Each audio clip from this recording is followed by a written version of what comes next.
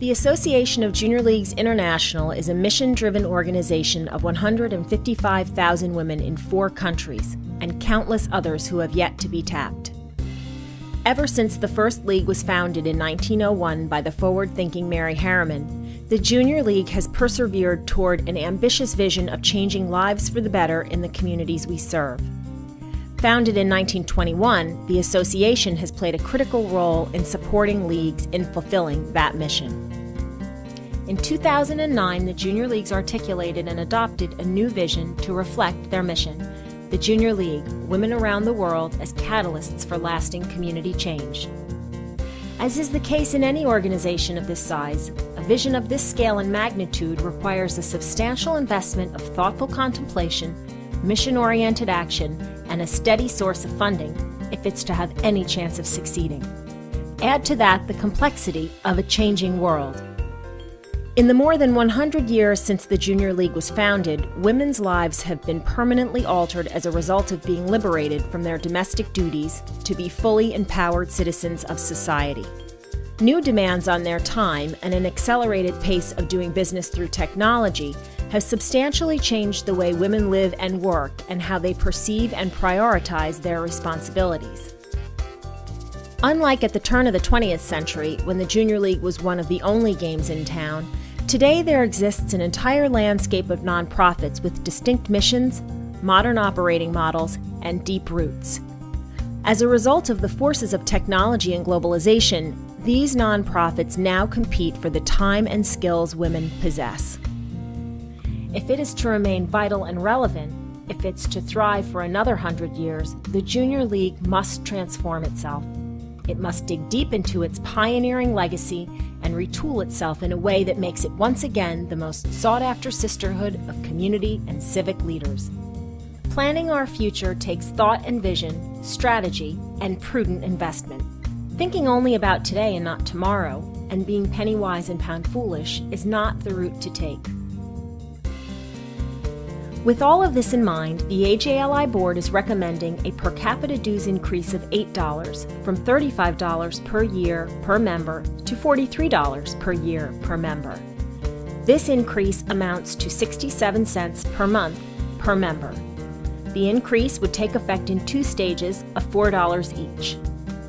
The first $4 would be billed on July 1st, 2012, and the second $4 would be billed a full year later on July 1st, 2013, bringing the total increase to $8. Leagues whose dues are subject to the $100,000 cap would experience an increase at the same percentage at which the per capita dues is increased, payable on the same time frame. The dues cap of $100,000 in annual dues applies only to 3 leagues, Dallas, Houston, and Atlanta, and was approved by the leagues in 1996 after many conversations among the leagues about equity.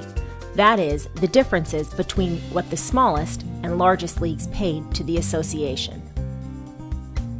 The AJLI board firmly believes that an $8 dues increase is a fair recommendation grounded in reality.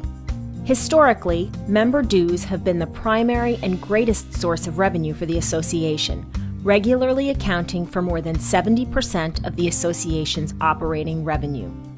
It's worth noting that the association's dues have been increased only once since 1991, by $8 in 2002.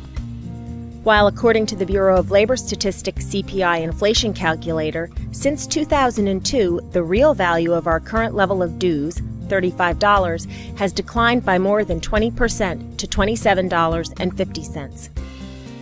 Put another way, it would take $42.57 in today's dollars to match the buying power of $35 when the association's dues were last increased.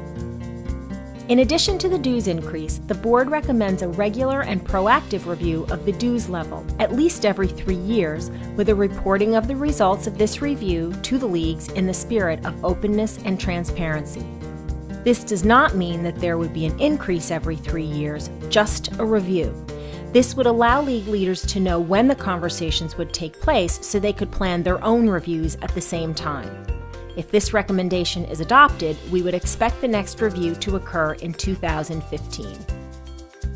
Just as we approach any significant milestone in our growth, over the past few years we have devoted hours of thoughtful deliberation and dialogue to this topic and conducted an intensive internal study involving current, resigned, and prospective members, as well as extensive external research.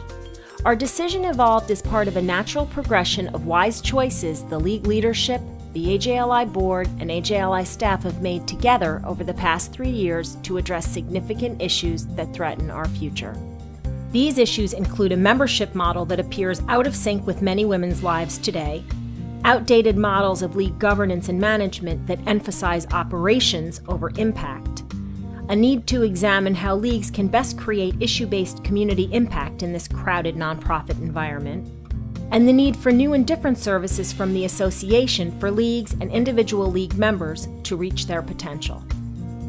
After conducting this research, which involved thousands of junior league members, we developed the strategic roadmap.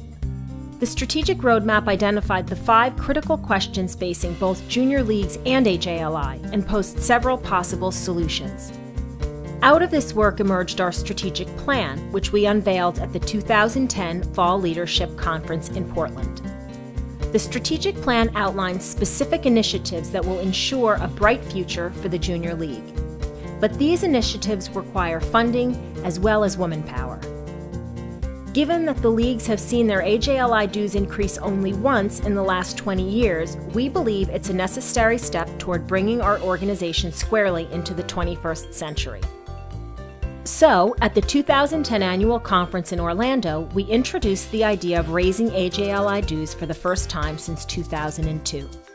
At that conference, the issue was discussed in a thorough and lively fashion, with the dialogue concluding in an advisory resolution passed by the junior leagues in attendance that called for the formation of a finance dues task force to explore the issue. Subsequently, a task force of 14 members was convened. Both actives and sustainers, these task force members were selected from a pool of applicants from leagues of all sizes and geographies. Like all league leaders and members, they are owners and stakeholders in this association. Together, the members of the task force collectively devoted more than 500 hours to the task of preparing a report on their findings after querying leaders across the association on the implications of a prospective dues increase. Comprehensive in nature, the task force report contains a summary of both the majority and minority opinions on the topics studied by the task force. The board thoroughly vetted the task force report before making its recommendation. Financial health is a critical element in the association's ability to help individual leagues fulfill the junior league mission. We are confident that a dues increase will enable us to position ourselves as a world-class volunteer organization capable of making both a local and global impact. It will also help us to capitalize on the substantial upside we all see for junior leagues in the future, including a significant pool of women who share AJLI values, a growing need for skilled nonprofit leaders, and a continued need for community empowerment at the grassroots level. In addition to supporting leagues in their fulfillment of the mission, AJLI must also honor its responsibility to protect, support, and elevate the Junior League brand. Since 1921, when it was founded, the association has been strengthening junior leagues by training generations of league leaders, supporting those leaders through expert technical advice, developing, supporting, and protecting the Junior League brand, connecting leagues through a vast network, and providing a range of league and member benefits. There is a special power in this association, a great value in being part of a larger organization with a collective focus that captures and shares knowledge and generates standards for best practices in community and civic leadership geared toward the creation of lasting and meaningful change at the community level. The association enables individual junior leagues and their members to leverage the opportunities that can maximize the benefits of their work. And it also adds value by working with the leagues to address the systemic issues that are jeopardizing our future. Simply put, a strong association strengthens your league, your members, and your community.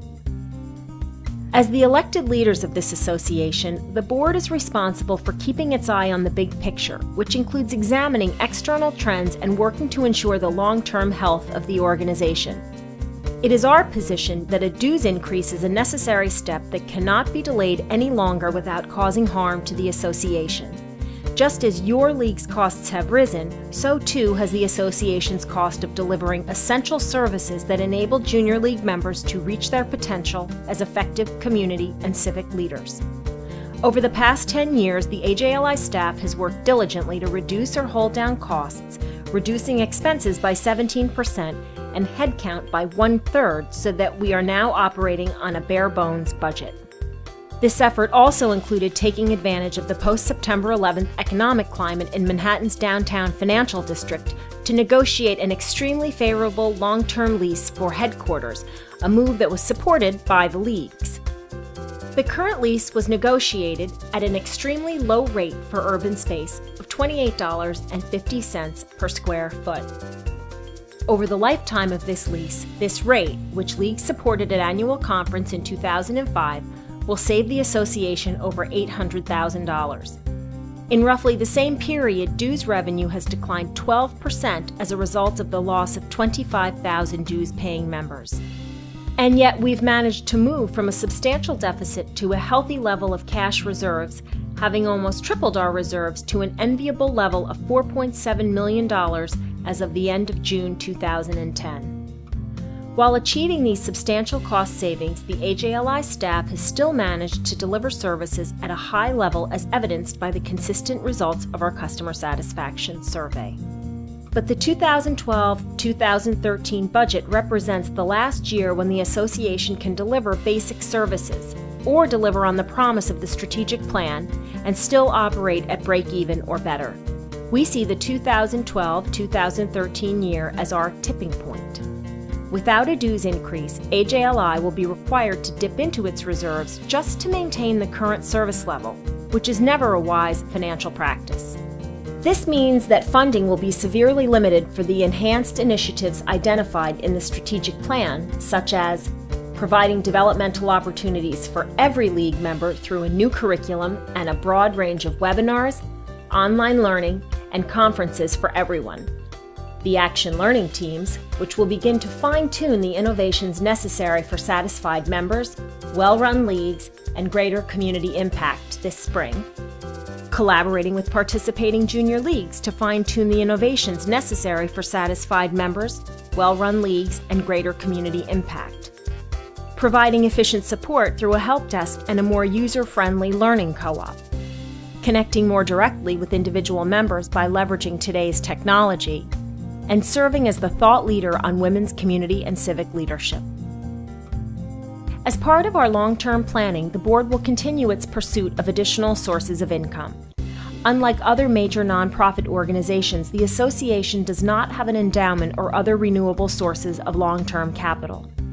Finding alternative sources of revenue and reshaping a financial model that's been in existence for several decades will take time and deliberation. As part of the response to an advisory resolution approved by the junior leagues at the 2010 annual conference, AJLI convened a diversified fund development task force to explore additional sources of funding. The task force is comprised of 10 junior league members, all of whom are either fund development professionals or grantors. Their job is to develop a fund development plan. The first draft of the fund development plan is anticipated to be completed this spring. The association also plans to hire a fund development professional by the end of this fiscal year or early in the 2011-2012 fiscal year. As an association that's 155,000 women strong, we know that we derive our strength from our many stakeholders. As always, in the spirit of collaboration, the board welcomes your ideas and opinions and encourages you to exercise your league's right of ownership in your association. A quorum of 5 leagues has the ability to bring forth alternatives to the board's recommendations for discussion at annual conference. Information regarding the process for doing so under parliamentary procedure and in accordance with the association bylaws can be found on page 16 of the Rights, Roles, and Responsibilities Manual available in the Governance Library on the AJLI website. The deadline for submitting alternatives is March 13, 2011. We've created an AJLI's Dues discussion tab on the AJLI website where members and league members can find an assortment of helpful information to facilitate discussion, including frequently asked questions, the Dues Task Force report, and league outreach materials such as this plug-and-play video presentation, talking points, and other tools. In addition, an email box has been created for Dues commentary and questions, AJLI Dues comments at ajli.org. As owners of the association, the leagues must determine collectively what is necessary to ensure an optimal future for the junior league movement. As some of the very same women who in 2009 put forth and adopted an ambitious vision that charts our course toward changing the world for the better, you now have the power to bring that vision to life with the funding that will make it possible.